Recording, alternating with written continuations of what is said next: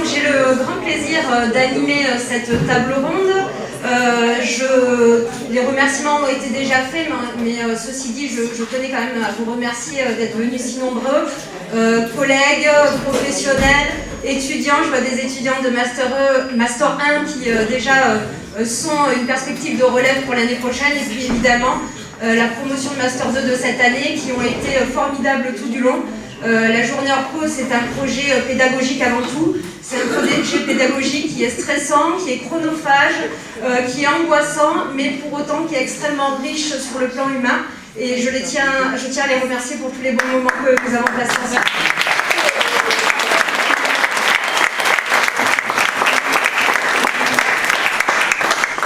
Donc, ceci dit, comme je l'ai dit, j'anime cette table ronde, mais pour autant, vous pouvez également participer. Si vous avez des questions à poser à nos participants, eh bien n'hésitez pas, je vous confierai pendant quelques minutes le micro, de manière à ce que vous puissiez aussi vous exprimer. Donc, je vais vous remercier aussi d'avoir bien accepté de rentrer sur l'arène pour partager avec nous vos expériences et votre vision du changement. Comme il est de coutume, je vais vous demander à chacun de vous présenter brièvement, de manière à ce qu'on puisse voir d'où vous venez, qui vous êtes, ce que vous faites. Bonjour à toutes et tous, Norolando Razafini Manana. Je suis ici, je viens à leur cours depuis très longtemps en fait, depuis le début je crois, parce que j'étais en fait étudiante ici en Master 2. Je suis actuellement consultante et formatrice en e-réputation, donc en marketing des réseaux sociaux. Bonjour, Marion Ribou, donc je suis responsable communication à l'ARS et l'Agence régionale de santé. Et je m'occupe plus particulièrement, j'ai eu une lettre de mission sur la communication interne à l'occasion justement de la création de l'ARS qui a été un grand changement. Voilà, et j'interviens en Master 2, et voilà, je vois les élèves ici, les étudiants.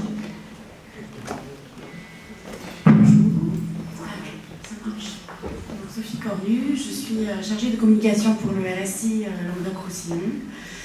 Je m'occupe, j'interviens aussi d'ailleurs, je tiens à féliciter les étudiants pour cette première partie de journée parce que voilà, il y a du niveau et c'est vrai que j'étais ravie de vous voir au début de l'année et de voir cette évolution.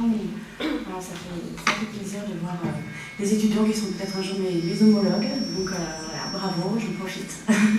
Donc je m'occupe donc de la communication interne et externe. J'ai cette chance ou malchance d'avoir les deux volets.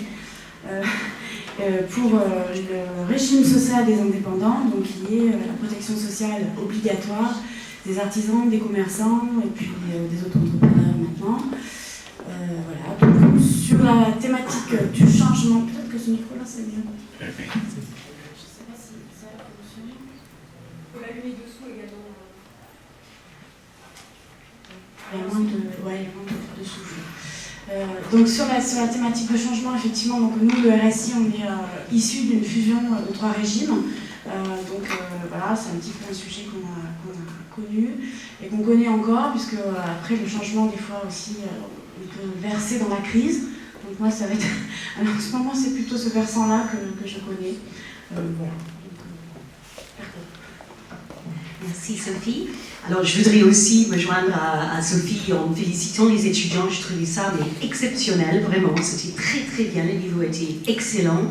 Et puis nous qui sommes vraiment dans ce sujet, on a retenu beaucoup de choses. Donc merci pour ça. Très très bonne entrée en matière.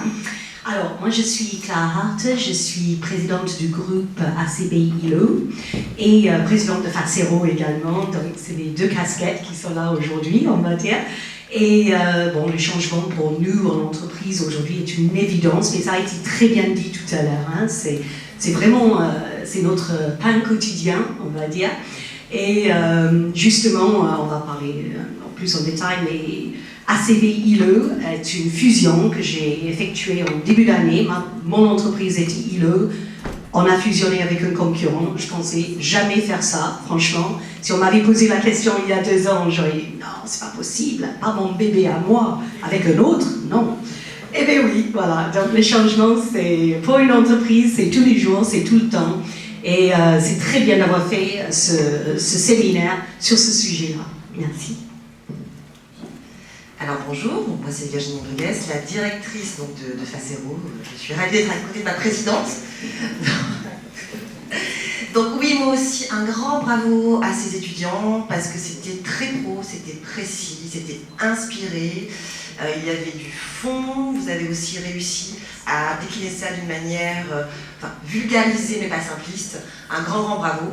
Et j'étais très fière de voir Nathalie sur scène qui travaille pour nous également, qui est notre service civique et qui est aussi avec nous aujourd'hui. Et bravo. Donc juste pour Facero, le changement c'est un peu notre objet, notre ADN, j'ai envie de dire, puisque la Fondation Agir contre l'exclusion, et en l'occurrence le club de l'Hérault que nous sommes aujourd'hui, le club d'entreprise, a pour vocation d'impulser et d'accompagner le changement dans les organisations. Donc on vous dira tout à l'heure pourquoi, comment, avec quels moyens, quels résultats et quelles limites.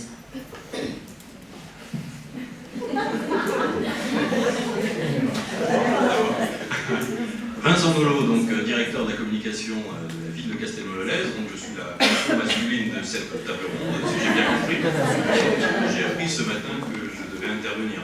Donc, quelque part, je représente le monde des collectivités, peut-être pas celle où il y a le plus de changements à l'heure actuelle, puisque je suis en poste depuis 15 ans, et que je travaille pour un élu qui est en place depuis 1983. Donc le changement, c'est pas maintenant. C'est le changement dans la continuité, voilà. C'est plus de l'évolution à la limite. Les seules prémices peut-être de changement pour nous à l'heure actuelle sont tout simplement la création de la nouvelle métropole. Et là, pour le coup, parler de changement, des changements organisationnels, en termes de communication, rien pour l'instant. En termes de com interne, on est dans l'attente, parce qu'il va falloir expliquer tout ça auprès des agents. Donc voilà, écoutez, j'essaierai d'intervenir modestement, mais je laisserai surtout parler toutes ces personnes, jeunes dames, qui vont pouvoir vous expliquer leurs expériences en long, en large et en travers. Merci.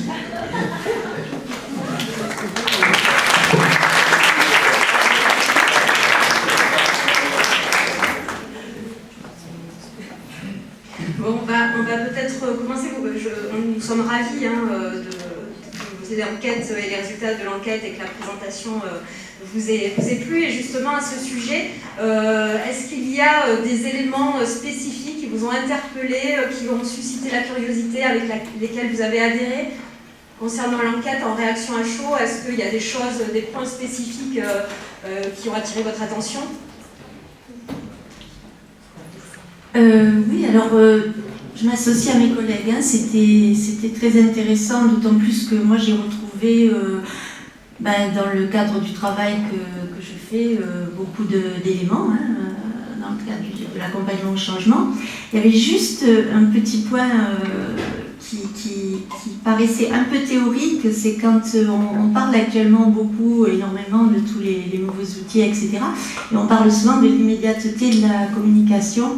Il faut faire attention parce que dans la réalité, dans les entreprises, elle est loin d'être, on est loin d'être dans la transparence et dans l'immédiateté de la communication. On est même, je dirais, il faut, en tant que responsable com, énormément travailler pour obtenir les informations et pour obtenir un peu plus de transparence. Donc il faut faire attention entre l'image comme ça qui est diffusée, de dire maintenant tout est transparent, on accède à tout. Ce n'est pas du tout le cas en général, ni dans les organisations, ni je pense dans les entreprises privées.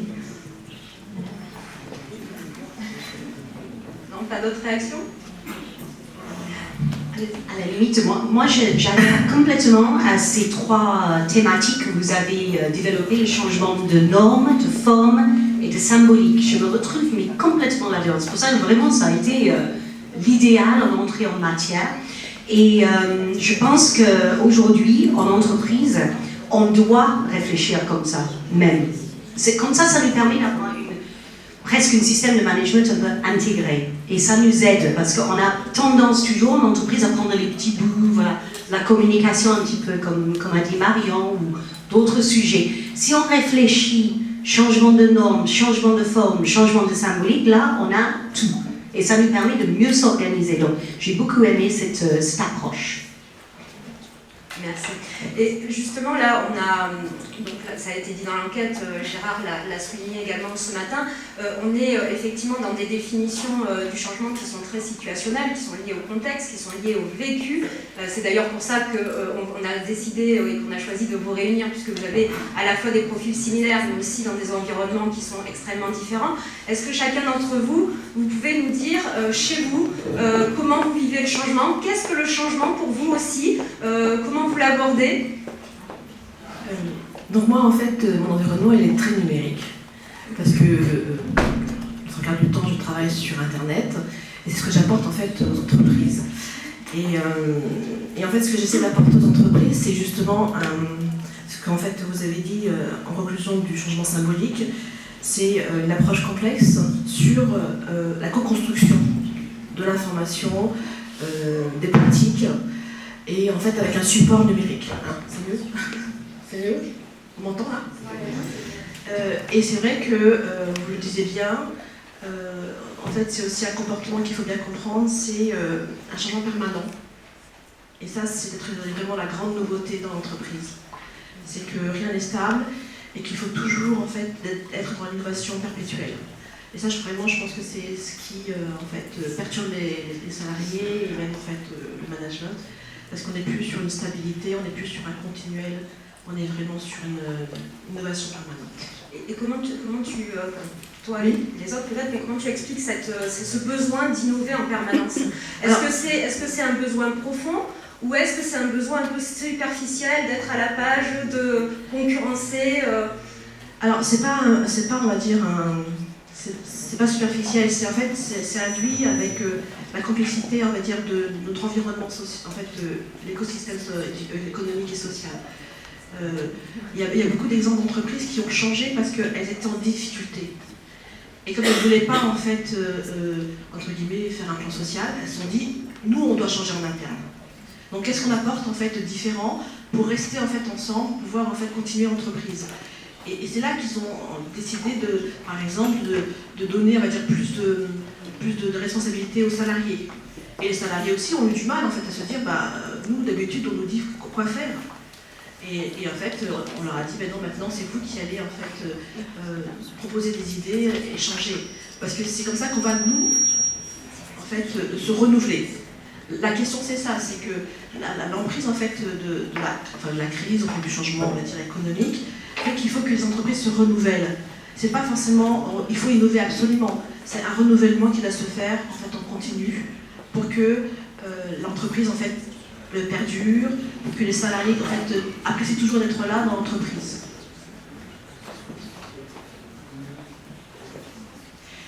Oui, alors pour l'ARS, ça va là, je crois qu'il est important de dire de quel changement on parle, parce que donc on est dans le cadre d'une loi de 2010 qui a assigné à l'État de nouveaux objectifs, et en particulier qui a fait rentrer les notions d'efficience, de diminution des dépenses de santé, et qui était quand même un grand changement par rapport à l'État lui-même. Donc il a fallu, c'est un des changements importants. Et ensuite la création de l'agence elle-même, qui a regroupé des agents avec des statuts très différents, puisque venant de l'assurance maladie, de droit privé, des contractuels et des agents de l'État, c'était aussi un changement très important, puisque voilà, ils ont quelque chose de nouveau avec lequel il a fallu travailler. Alors les risques à cette création d'agence, de cette nouvelle agence, c'était bien en fonction des intérêts et des enjeux de chaque partie prenante, de la structure, un risque de repli sur différents corps qui constituent l'agence, un risque de conflit, de démotivation des personnels, des agents, enfin, donc il fallait tenir compte de l'ensemble de ces enjeux et de l'ensemble de ces parties prenantes. Donc le rôle du responsable communication, c'était à travers une lettre de mission d'accompagner ce changement avec la mise en place d'un plan de communication. Il s'agissait donc aussi de connaître la cible, le personnel de l'ARS, sachant que le principe d'un projet d'agence qui aurait pu être mis en place dès le départ de la création n'a pas été retenu par la direction, ce qui a été assez dommage à mon avis. Donc, eh bien, les enjeux donc, de la communication, c'était donc d'abord de donner du sens, de faire retrouver du sens, puisque dans ce contexte de nouvelles missions, en tous les cas de nouveaux objectifs pour l'État, il était important que la direction puisse s'impliquer et donner régulièrement les grandes lignes, hein, les objectifs vers où on va, et faire beaucoup de pédagogie.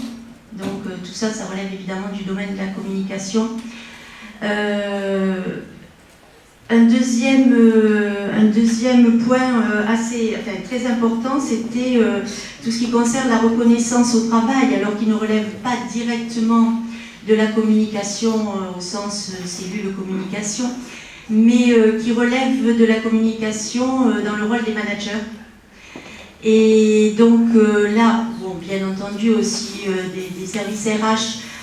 Après, la reconnaissance, elle peut se faire aussi par les évolutions de carrière, par les statuts, etc. Mais ça, on est quand même 80% des agents dans la fonction publique, c'est totalement bloqué, donc c'est pas par cette voie-là que les agents peuvent être revalorisés. Donc, il y avait un rôle crucial du management en termes de communication, faire remonter la communication, informer les agents de ce qui se passe, etc. Voilà. Un troisième point qui était très important dans ce plan de communication, c'était renforcer le lien, la transversalité. Alors on pourrait dire maintenant jusqu'à la coopération finalement des agents, hein, les faire travailler ensemble. D'autant qu'on a une spécificité puisque l'ARS a des délégations territoriales sur l'ensemble de la région. Et que les agents qui sont en délégation territoriale sont isolés géographiquement du siège et des centres de décision. Donc cet enjeu de transversalité, d'engagement des agents était encore plus difficile et crucial du fait de l'organisation géographique. Alors là, il y a quand même tout... on peut s'appuyer ou pas, parce que chez nous, c'est quand même pas le top pour l'instant, mais surtout les nouveaux outils communicationnels, évidemment, qui permettent soit de collaborer, si on a la possibilité d'avoir des outils collaboratifs, soit de limiter, de limiter le problème de la distance. Quand tu parles d'outils communicationnels, c'est des outils numériques? Oui, alors bon, nous, on est, je vous dis, on est, enfin ça c'est ce qu'il faudrait vraiment avoir, et c'est un peu une des faiblesses de l'agence, c'est-à-dire que par exemple, on a une salle de visioconférence, mais très petite, donc en fait, on s'est battu pendant 4 ans ou 5 ans pour avoir une salle suffisamment grande pour associer et le personnel du siège. On est 400, autour de 400 en tout, hein, sur l'ensemble de la région. Donc, bon, après, c'est évidemment l'intranet qui est aussi collaboratif, entre guillemets, dans la mesure où on a formé 25 personnes à peu près dans les différentes directions, de façon à ce qu'ils publient, qu'ils aient une certaine autonomie. Bon, après, on a tous les outils comme SharePoint et tout ça. Mais l'idée derrière, à laquelle on n'est toujours pas parvenu, ce serait évidemment d'avoir une espèce de réseau social interne qui permette... on n'en est pas là, mais c'est des projets, quoi, parce qu'on avance en fonction des moyens, on avance lentement, mais... Et puis, voilà, et puis un axe aussi qu'il ne faut pas oublier, c'est l'intégration, et notamment des nouveaux agents. Voilà, donc, alors on peut dire que c'était un enjeu important pour la communication, pour le responsable communication, mais à côté des contraintes qui sont l'organisation de l'agence, évidemment, et puis le changement, c'est aussi l'organisation. Par exemple, il y a eu au départ tout un travail, je dirais un démarrage du travail en mode projet qui permettait justement de faire travailler ensemble les gens en dehors du cloisonnement hiérarchique. Et ça a bien marché au début, mais le problème c'est que ça n'a pas été suffisamment structuré dans l'organisation. Et donc petit à petit, les groupes projets ont soit fini leur travail et rendu un projet et puis se sont arrêtés. Et c'est quelque chose qui n'a pas vraiment perduré dans l'agence. Le type de management, évidemment, qui compte énormément aussi, avec, est-ce que les managers sont formés à la communication, est-ce qu'ils sont capables d'écouter, de faire passer les messages, et puis l'éthique aussi des managers, qui est très importante, qui renvoie aussi à l'image qu'on veut avoir d'une agence. Et puis, comme je le disais tout à l'heure, le dispositif technique par rapport à la communication, de quels outils on peut bénéficier, etc. Voilà ce que je voulais dire sur l'ARS et mon travail. Moi, un peu comme Marion, je ne vais pas revenir sur ce qu'elle a expliqué sur la conduite du changement. C'est vrai que nous, au RSI, je suis arrivée en 2009, donc 3 ans après la fusion, de 3 entreprises différentes avec 3 systèmes de valeurs différents, et vous en avez parlé d'ailleurs tout à l'heure dans votre présentation. C'est vrai que la problématique des valeurs, de fixer un cap à une entreprise, c'est à mon avis un des moteurs, je pense que vous serez d'accord avec moi, essentiel pour arriver à avoir un faisceau d'objectifs, un faisceau qui va converger vers un même objectif pour que tous les acteurs adhèrent un petit peu à un projet. Donc nous, ça a été un petit peu la méthode qu'on a utilisée, qui est utilisée, je pense, un peu partout dans l'entreprise. C'est le projet d'entreprise, comment mobiliser autour d'un objectif et comment faire en sorte que les plans d'action qui sont déclinés après à tous les niveaux nous permettent d'atteindre un objectif fixé. Nous, en tant qu'entreprise de service public, évidemment, on avait un objectif principal qui était celui de rendre un service de bonne qualité à nos assurés. Alors je ne sais pas si parmi vous il y en a qui lisent un peu la presse, j'ose espérer que oui, c'est un peu le métier, et je ne sais pas s'il y en a qui ont entendu un peu parler du RSI ces derniers temps. On subit en fait un peu un bashing, comme on a entendu dire dans les médias, par les médias ces derniers temps, et qui mettent en fait... qui nous mettent un peu une petite claque sur le service rendu à nos assurés. Donc notre raison d'être est un petit peu bousculé. Voilà. Donc j'ai envie de dire, les efforts qui ont été mis en place au niveau du RSI entre 2009 et 2013, en interne, puisque c'était quelque part la priorité, n'ont pas été portés vers l'externe, et aujourd'hui on le paye. Donc comme en fait on a tendance à le dire avec les équipes de direction, c'est ce qui se passe aujourd'hui pour le RSI au niveau externe dans la presse. En fait c'est quelque chose d'injuste, puisqu'on paye 3 ans après une communication qu'on n'a pas faite à l'externe suffisamment sur la résolution des problèmes que nous avons pu traverser. Donc effectivement, sur la conduite du changement, c'est peut-être le petit mot, parce que je ne veux pas prendre la parole trop longtemps, mais si. Sur la conduite du changement, effectivement, je pense qu'effectivement, il y a 2 aspects qu'il ne faut peut-être pas oublier. Il y a la communication, tout ce qui va concerner les équipes internes, et puis qui va permettre de les mobiliser pour atteindre du coup cet objectif. Et puis l'externe, évidemment, tout ce qui va permettre de faire connaître l'action à l'extérieur, et pour que les bénéfices en fait, de l'organisation, interne à l'organisation, soient connus à l'extérieur aussi. Donc, en tout cas, moi, c'est mon retour d'expérience. Je pense qu'aujourd'hui, on s'est beaucoup cristallisé sur l'interne parce que, pour des raisons de moyens, des questions de moyens, de ressources, c'était la priorité d'avoir un service qui fonctionne, d'avoir le cœur de métier, c'est recouvrir des cotisations, payer des prestations, donc il faut que ça marche. Donc c'était effectivement concentrer nos forces et nos moyens là-dessus, mais on a un petit peu oublié aussi de communiquer à l'extérieur sur tout le travail réalisé en interne.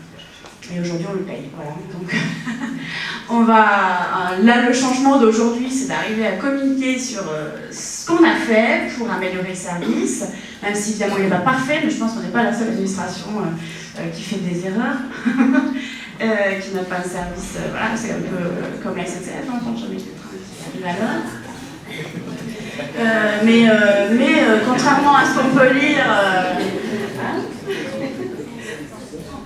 contrairement à ce qu'on peut lire dans la presse, on a fait beaucoup de progrès. Alors je vais évidemment pas faire l'apologie du RSI ici parce que c'est pas le lieu, mais on a fait beaucoup de progrès et effectivement aujourd'hui notre changement à nous, c'est d'arriver à le faire connaître à l'externe. Et puis on a une mission parlementaire qui est en train de se mettre en place par le député Verdier, mandaté par Manuel Valls. Donc aujourd'hui, les objectifs, si on veut pérenniser notre entreprise, parce que c'est quand même ça qui est en jeu derrière tout ça, c'est d'arriver à réhumaniser la relation avec les assurés. Donc ça veut dire une organisation qui est à l'écoute de son environnement, et puis aussi fiabiliser bien sûr le système d'information qui reste quand même un petit peu fragile.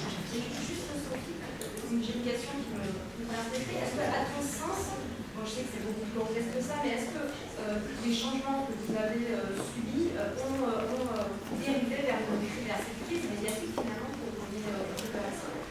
Est-ce que le changement va du passé explique cette crise? C'est possible. Là, comme ça, spontanément, peut-être que c'est un problème d'accompagnement, effectivement. Moi, je pense surtout qu'effectivement, on a fait le travail, on s'est vraiment trop centré sur l'interne, sur nos problèmes de système d'information, qui n'étaient pas fiables et qui, à un moment, avec les moyens qu'on avait, il a fallu mettre des priorités, c'est les moyens aussi de l'État. Et effectivement, je pense qu'au niveau externe, on n'a pas assez communiqué sur les avancées de l'organisation sur le sujet. C'est étonnant parce que souvent c'est l'inverse. Sur l'externe, c'est pas sur l'interne. Mais on avait des difficultés vraiment majeures et je pense que les exposer à cette période-là aurait été un petit peu compliqué. Il fallait le temps de mettre en œuvre les mesures qui permettaient à l'organisation de fonctionner correctement. Voilà. C'est difficile de communiquer sur les difficultés. Juste, je dois rebondir sur ce que dit Sophie.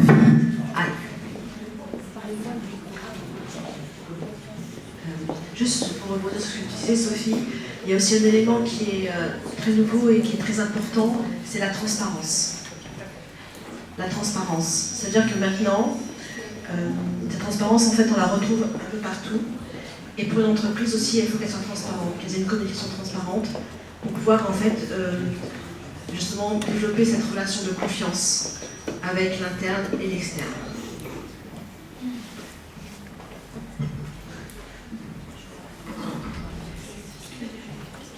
Je pense que c'est intéressant ce que dit Sophie parce que ça montre que tout ça n'est pas une science exacte, vraiment pas, et que plus ça va vite, plus le changement est rapide, plus on s'adapte au fur et à mesure, on apprend. Je veux dire, une entreprise est une grosse masse d'apprentissage, d'amélioration continue. Je veux dire, il faut être très humble aujourd'hui.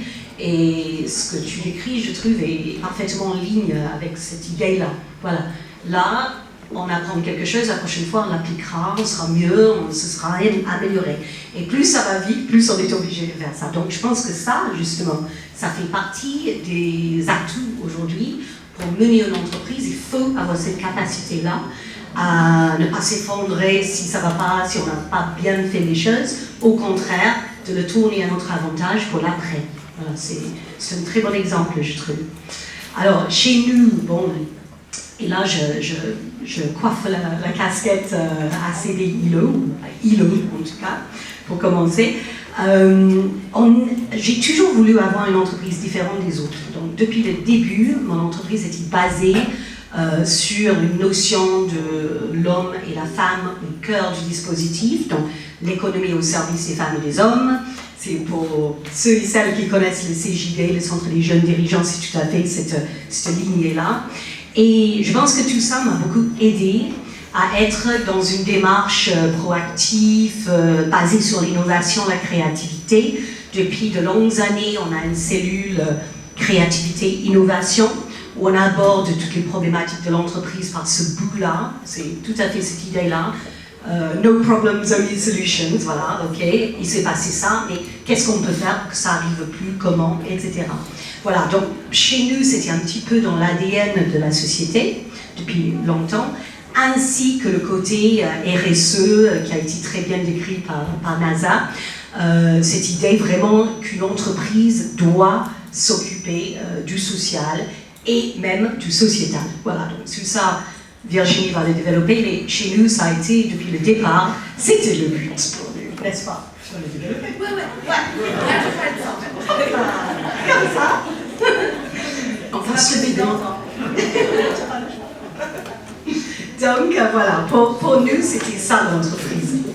Et puis, je dirais que le changement d'organisation, le monde qui bouge, le monde qui change, le changement de produits, le changement des normes, parce que nous, on est dans le domaine de la formation et du service linguistique aux entreprises, au milieu pro, et on est en train de subir un énorme changement qui est le changement de la formation aujourd'hui, avec l'arrivée de nouveautés complètes. Donc, on prend notre profession, on le met un peu, on le tourne à l'envers. Bon, on peut s'asseoir, on peut se racher les cheveux, on peut pleurer, on peut dire que c'est nul, on peut faire plein de choses, ou on peut dire c'est comme ça et il faut s'adapter. Voilà. Et je pense que c'est devant ça qu'on est tous aujourd'hui en entreprise. C'est nous aujourd'hui, l'année prochaine ce sera les routiers, après ce sera l'alimentaire, voilà, on est tous dans ce monde-là. Donc à nous de préempter autant que possible, ce qui est un peu difficile, et au moins, si on ne peut pas préempter, avoir la capacité d'agir très vite et d'enclencher le processus. Ça, c'est bien quand il s'agit à la limite de nous, chefs d'entreprise, créateurs, un petit peu foufou, un peu prise de risque. Mais, comme Marion et Sophie l'ont très bien dit, Noronanto aussi, il faut accompagner nos salariés dans ce changement aussi. Ils sont peut-être moins aptes à cette espèce de déclic cérébral que nous. C'est pas pareil. Donc il faut qu'on aille tous ensemble, qu'on avance ensemble. Et ce qu'on a toujours essayé de faire chez nous, c'est d'avoir je dirais pas de gouvernance partagée, c'est pas jusqu'à là, parce qu'à la fin, finalement, il y a toujours quelqu'un qui doit trancher, mais une partage des grandes décisions où j'essaie d'avoir le feedback de toute l'équipe. Et on a toujours fait ça, ça a toujours été, quand on a décidé de changer le produit, parce que bon, bien évidemment, dans le changement, il y a le changement de produit. J'ai bien aimé ce qu'a dit le directeur du Fab Lab sur le fait que aujourd'hui, il faut aller au-delà du digital, du numérique. Voilà, il faut dépasser ça aujourd'hui. On est dans l'après. Donc nous, dans nos entreprises, quel que soit notre métier, il faut penser comme ça. Il faut être après. On est en train de travailler sur des apps actuellement pour smartphone, linguistique, mais bon, ça c'est aujourd'hui. Qu'est-ce qui va se passer? On fait beaucoup de travail, nous, en traduction, interprétation de conférences. Qu'est-ce qui va se passer si l'année prochaine, on nous sort un super robot qui traduit les conférences? Eh bien voilà, c'est plusieurs centaines de milliers de chiffres d'affaires au moins. Il faudrait trouver d'autres... faut jamais avoir tous ses œufs dans le même panier, en fait. Ça, c'est déjà une constante en entreprise aujourd'hui. Donc, tout ça, il faut accompagner son équipe. Il faut que son équipe nous accompagne aussi, sinon on serait tout seul, ce serait triste.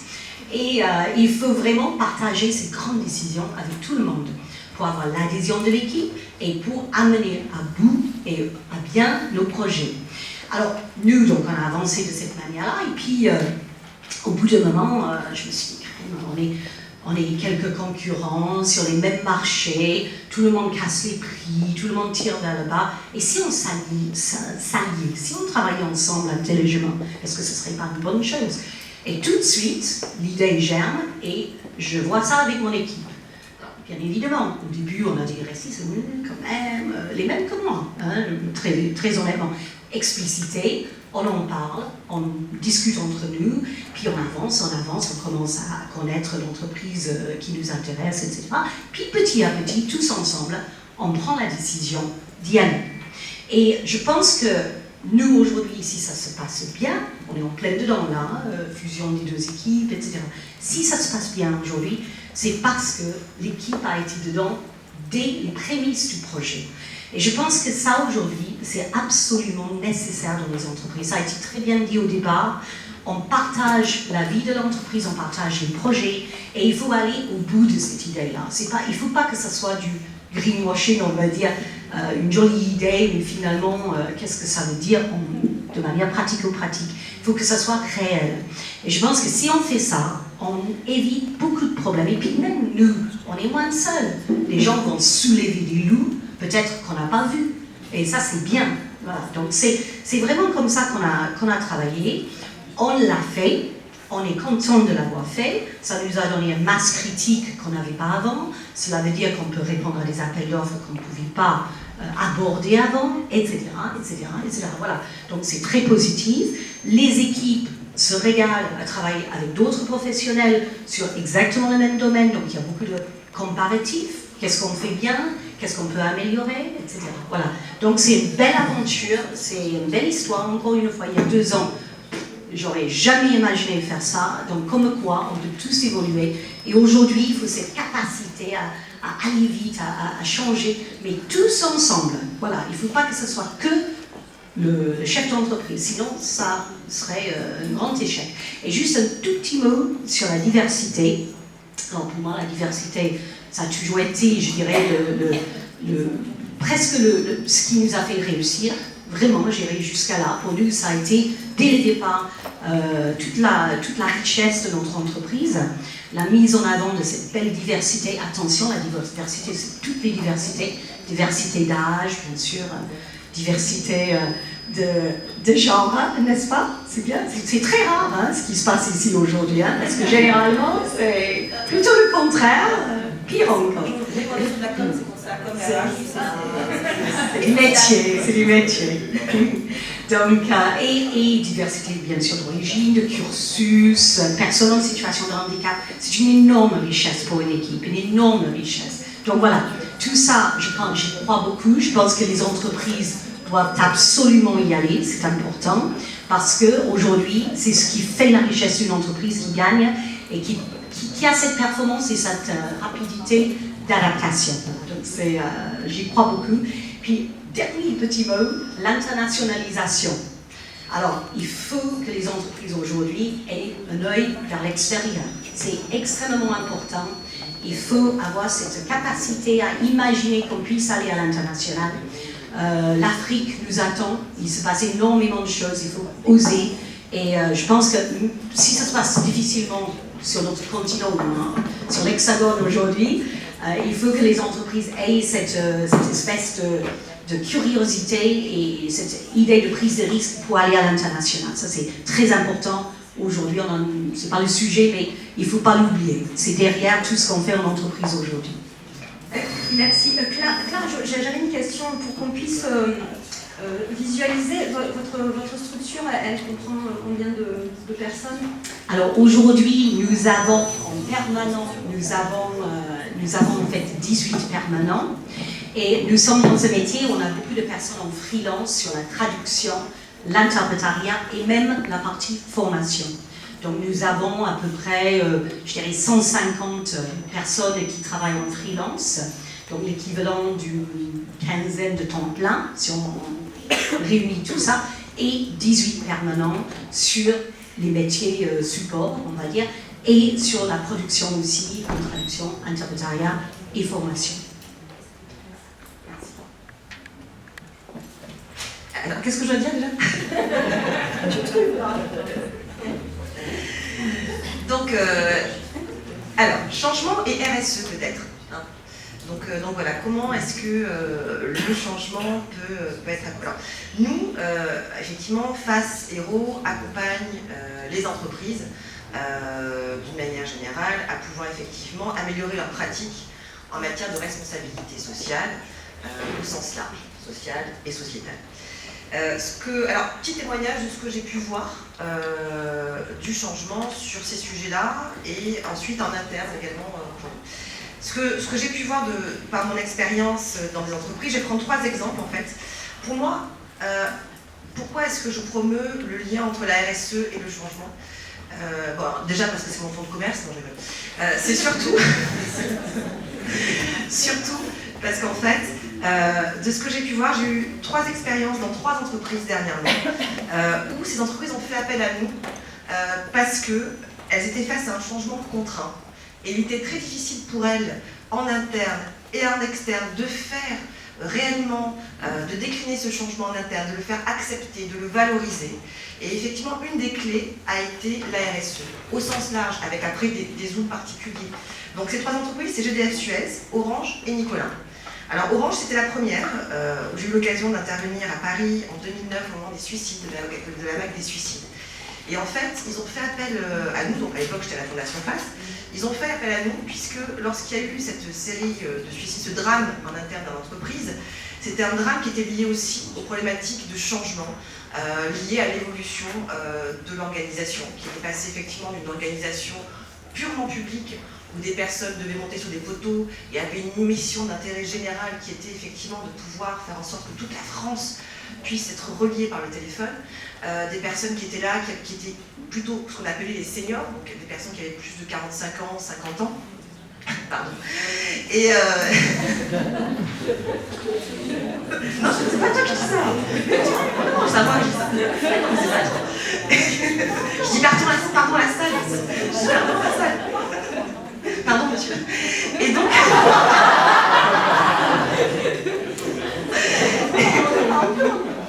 Et donc, effectivement, des personnes qui avaient prêté serment et qui étaient venues dans cette entreprise pour changer la France et qui se retrouvaient 20 ans plus tard, 30 ans plus tard, dans des call centers à devoir faire de la relance téléphonique et vendre des téléphones portables.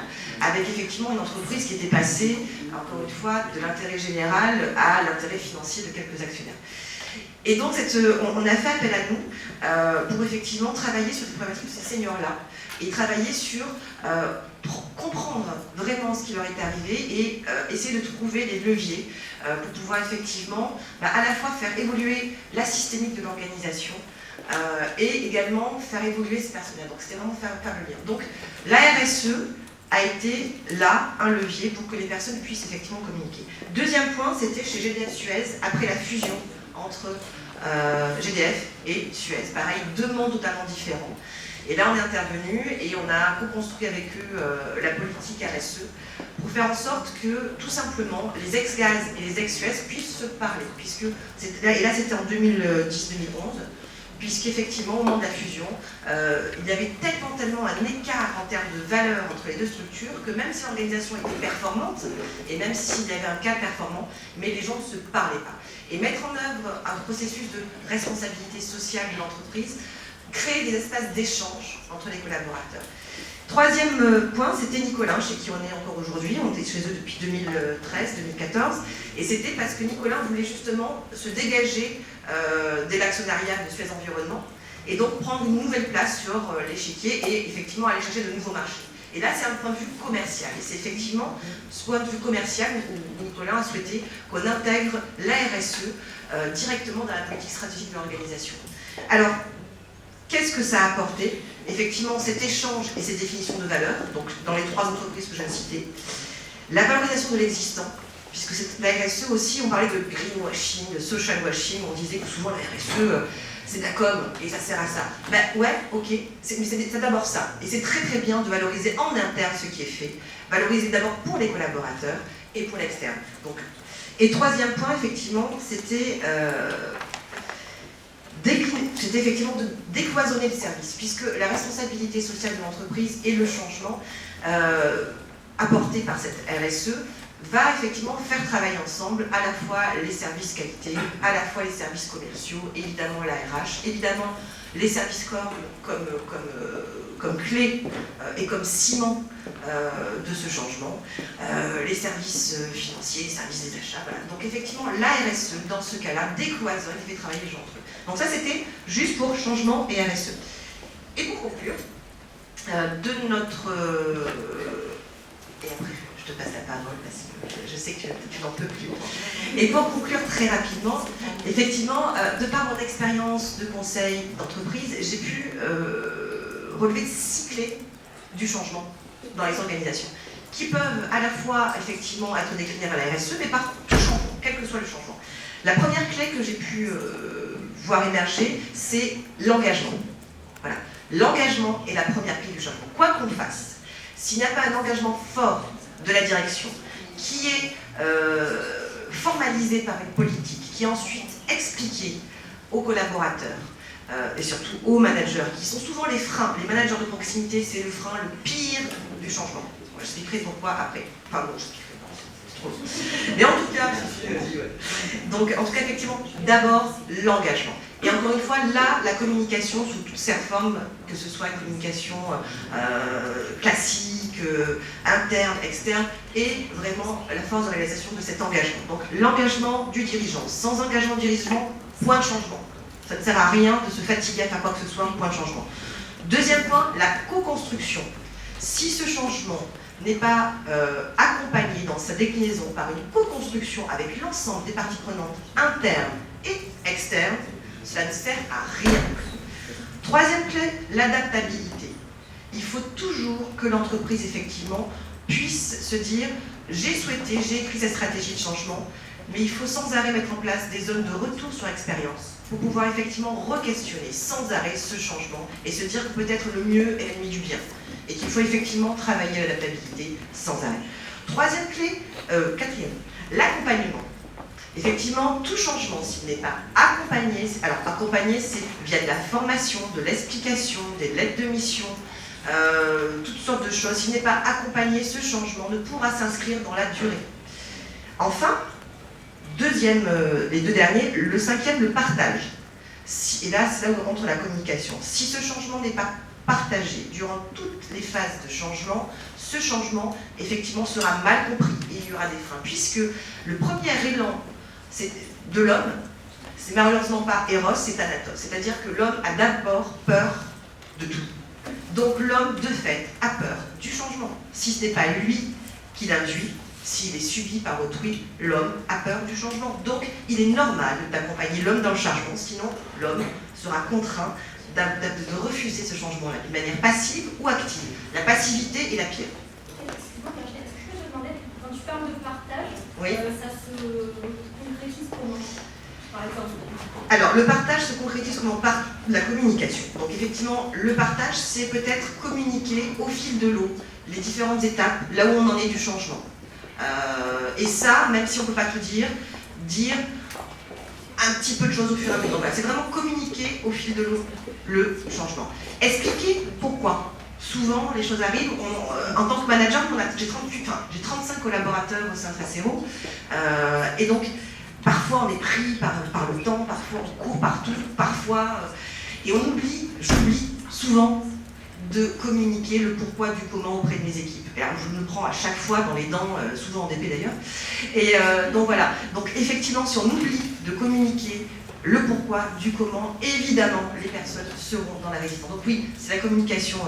Le partage, également, lors des périodes de changement, il faut démultiplier les temps de réunion, démultiplier les échanges. Voilà. Enfin, tous ces outils-là... Et le sixième point, qui à mon sens est le plus important, c'est la mesure.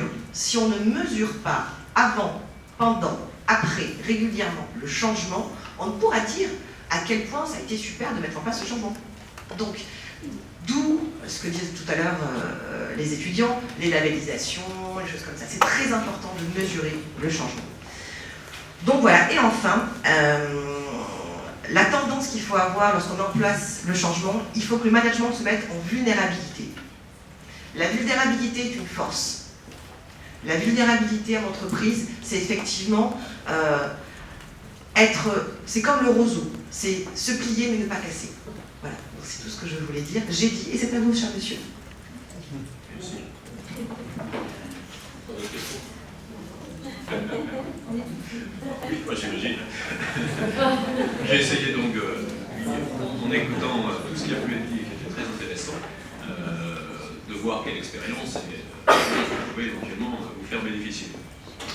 J'ai commencé tout à l'heure sous forme de boutade en expliquant que finalement le changement je ne connaissais pas, donc il y avait une forme de changement dans la continuité, ce qui est exactement le cas, tout simplement parce que je l'ai abordé sous l'angle de la communication politique.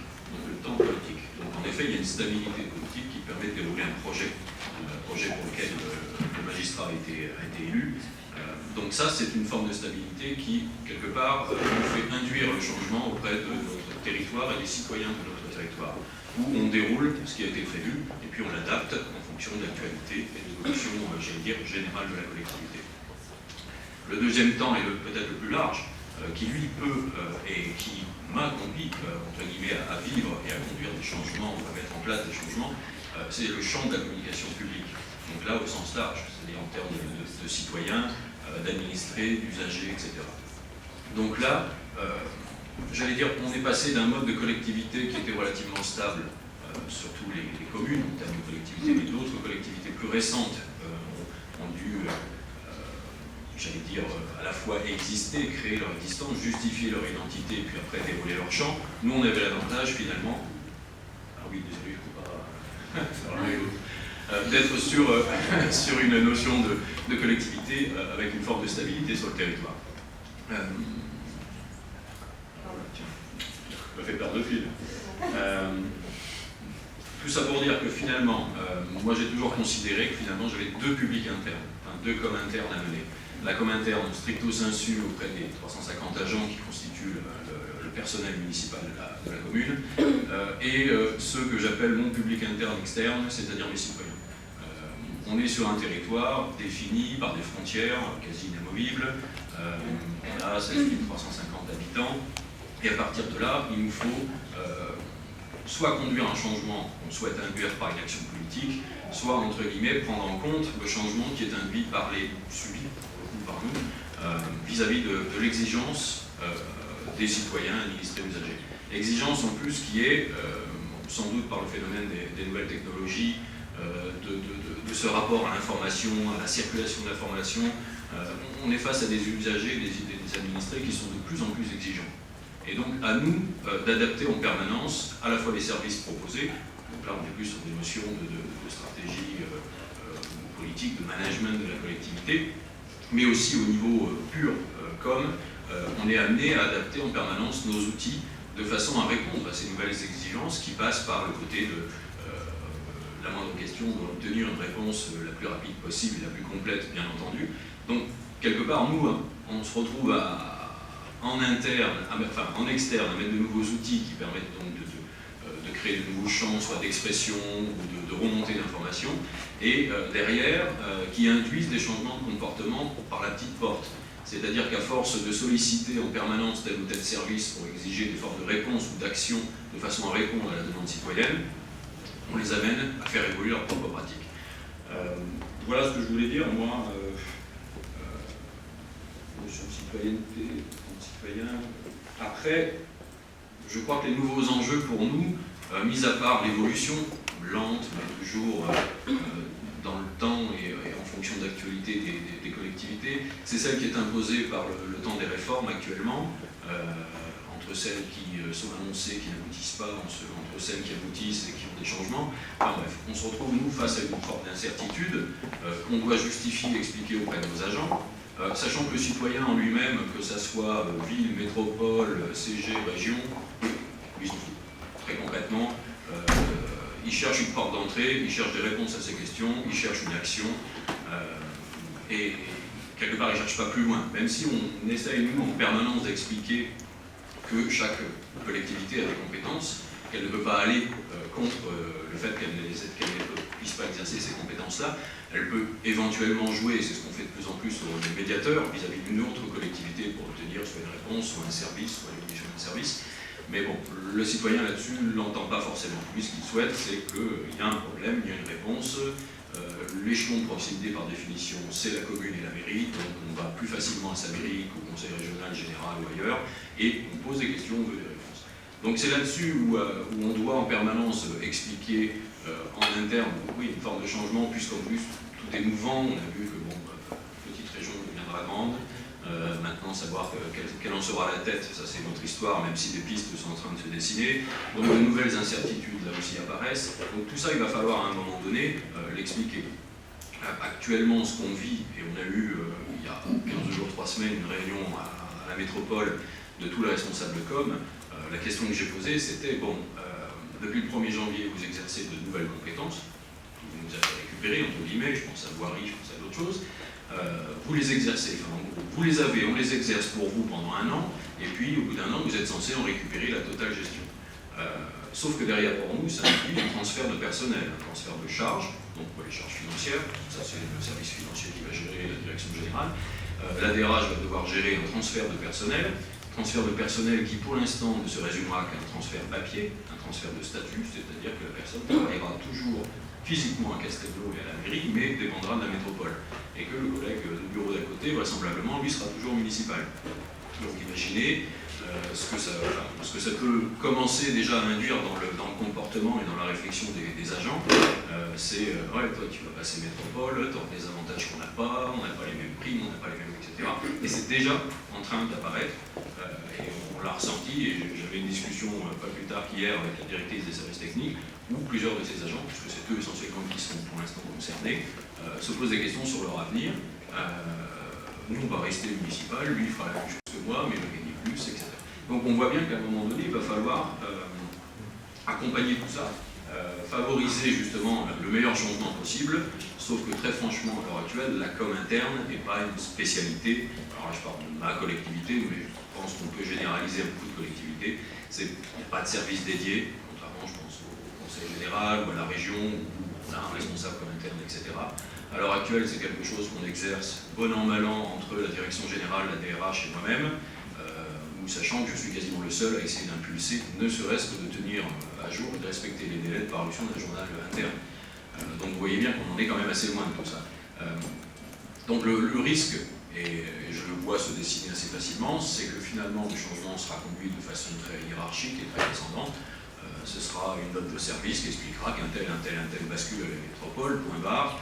Quelques rendez-vous éventuellement ou entretiens avec les agents concernés pour leur expliquer ce que ça va changer pour eux, et rien d'autre. Donc c'est là où il va falloir qu'on impulse autre chose et qu'on essaye de voir comment mettre en place tout ça.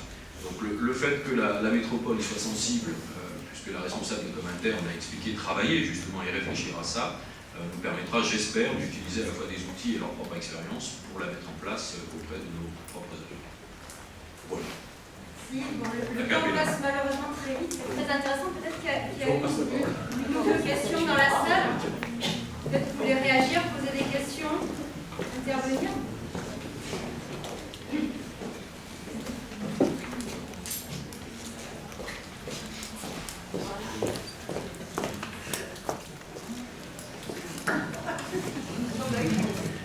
Oui, Catherine de Laverne, maître de conférence ici. Ça grésille, je ne suis pas sûre.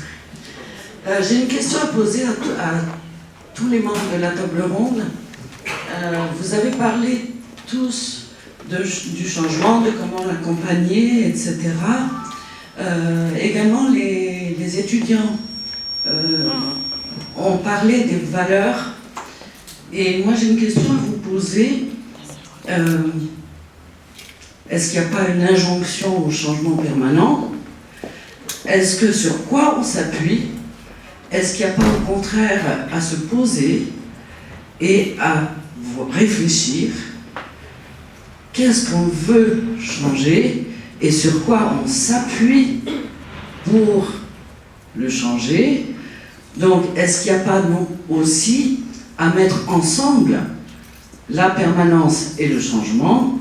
Est-ce qu'il n'y a pas aussi à mettre ensemble la résilience, voire la résistance et le changement, parce qu'on a aussi un peu l'impression qu'on est censé être d'accord avec tout, accompagner tout, voyez, et que l'innovation est un peu apparue comme une injonction, comme un espèce de précepte absolu, mais moi je ne suis pas d'accord, par exemple, avec n'importe quelle innovation, n'importe où. Hein, qu'est-ce qu'il y a derrière? C'est quoi comme innovation? C'est quel type d'innovation? Ça repose sur quelle valeur? Voilà, c'était un peu la question que j'avais envie de vous poser à tous.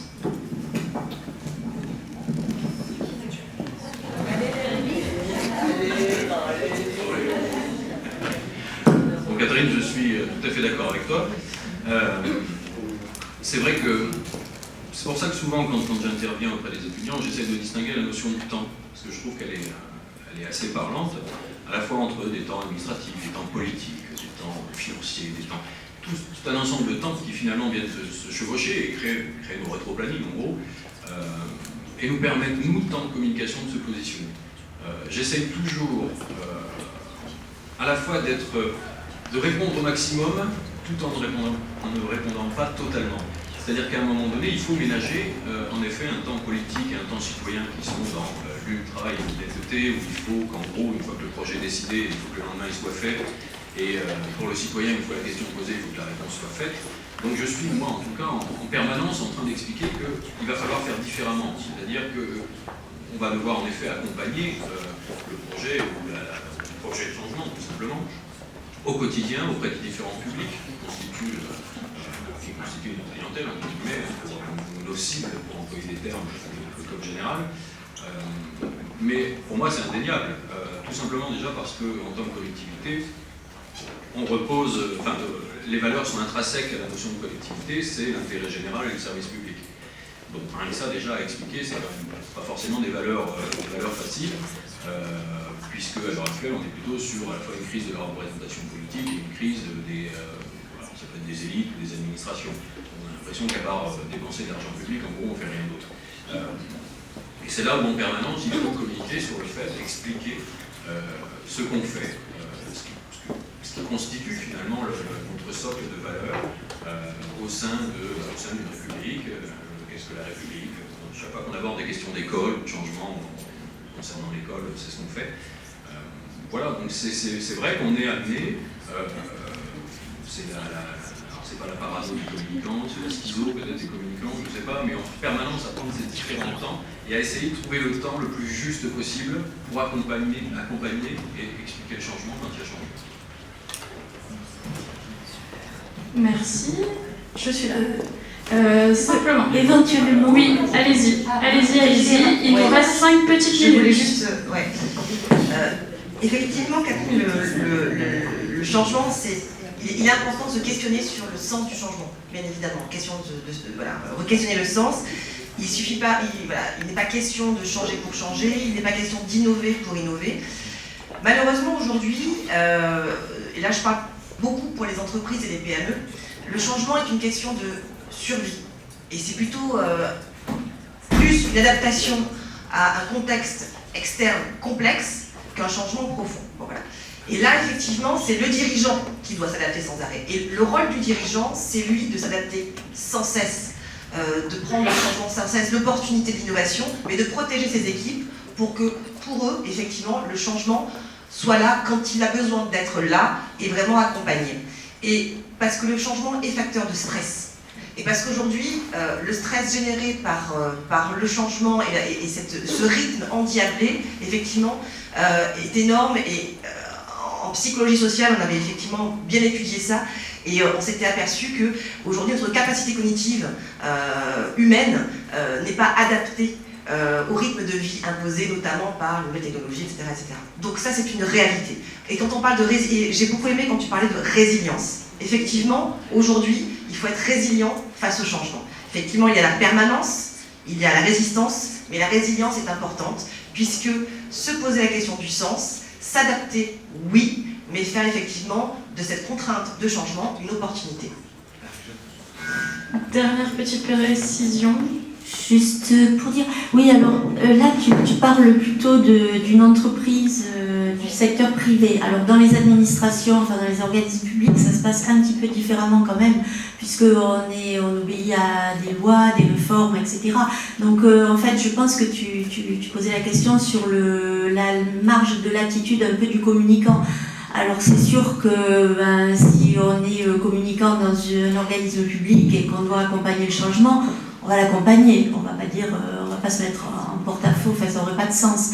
Maintenant, on a quand même toujours une marge personnelle, et en proposant un plan de communication avec des éléments plus ou moins de coopération ou d'écoute des agents ou pas, etc., on donne quand même une couleur, je dirais, au travail, à cet accompagnement.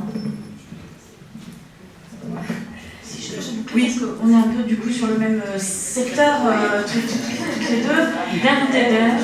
Moi, c'est vrai que sur la question effectivement du contexte, et Virginie en parlait tout à l'heure, dans le changement, effectivement, nous, c'est vrai que par exemple, au moment où on a traversé toutes ces difficultés et où on a dû effectivement s'adapter avec des moyens pas forcément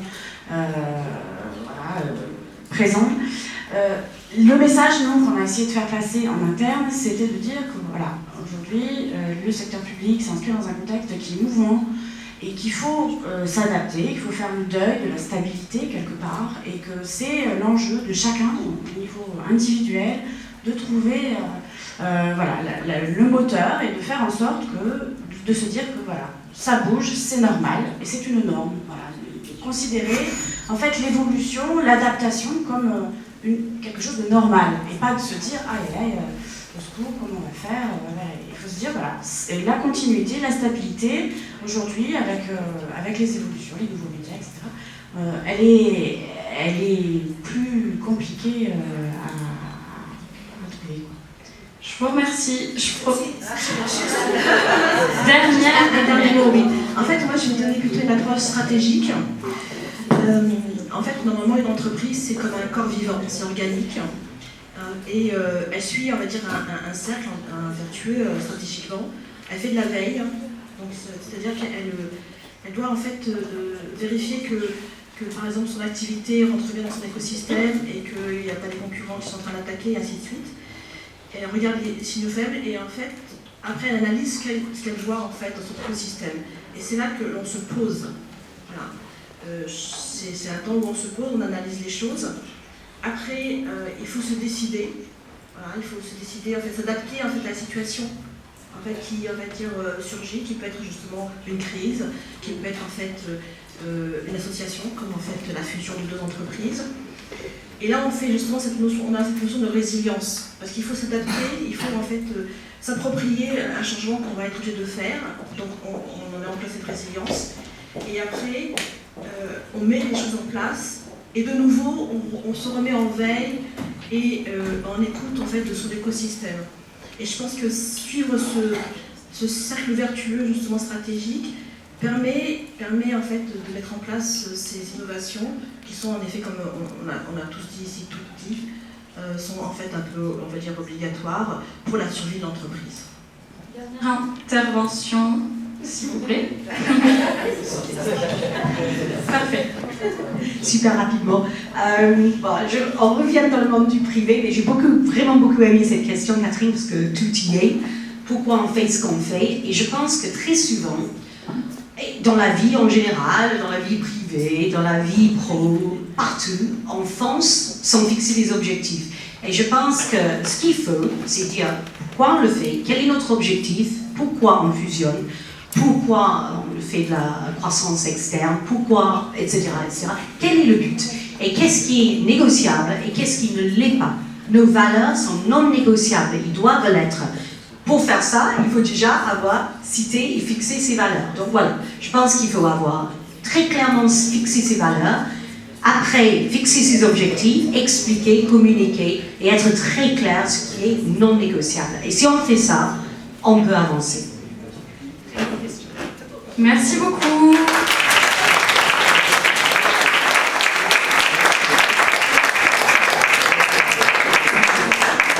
Donc nous vous proposons une petite pause bien méritée de 15 minutes pour continuer le débat, s'il y a encore des questions. Et nous reprendrons avec la conférence de M. Le Moët. Merci.